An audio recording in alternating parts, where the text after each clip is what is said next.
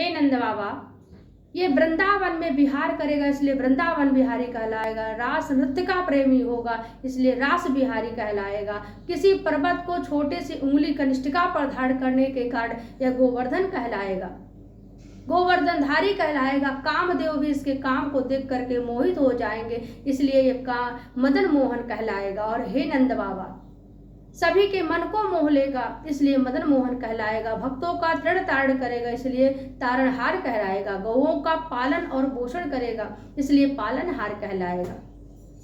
और हे नंद बाबा, बहुनी संति नामानि रूपाणि च सुतस्यते गुण कर्माणु रूपाणि तान्याहम वेदनो जना। गर्गाचार्य जी ने कहा कि हे नंद बाबा, आपका जो लाला है ना, आपके लाला का अनेक नाम है, इनके नाम अनेक अरूपा। मैं नृप कहत स्वमति अनुरूपा। मैं जैसे जैसे कार्य करेंगे वैसे वैसे इनका नाम पड़ता जाएगा। और हे नंद बाबा, तुम्हारा लाला चोरी भी करेगा। आप तो नंद बाबा सोचते, बताओ बुढ़ापे में बड़ी मुश्किल से एक लाला भयो है, वो अभी निकलो चोर।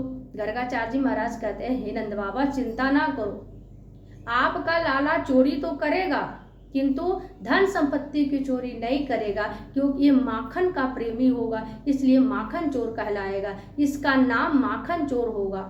गर्गाचार्य जी ने कहा कि हे नंद बाबा, जिस प्रकार से विष्णु सहस्त्र नाम में नारायण के 1000 नामों का वर्णन आता है, ठीक उसी प्रकार से आपके पुत्र का भी 1000 नाम है।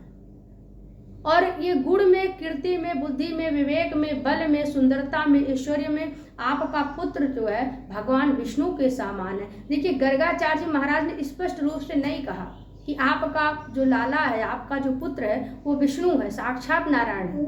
उन्होंने संकेत कर दिया, इशारे में बता दिया कि आपका पुत्र विष्णु के समान है। तो इस प्रकार से गर्गाचार्य जी महाराज ने भगवान श्री कृष्ण और बलराम जी का नामकरण संस्कार करके वहां से चले जाते हैं। तो इस प्रकार से श्री भागवत जी में नामकरण संस्कार का वर्णन आता है। तो बोलिए राधा कृष्ण भगवान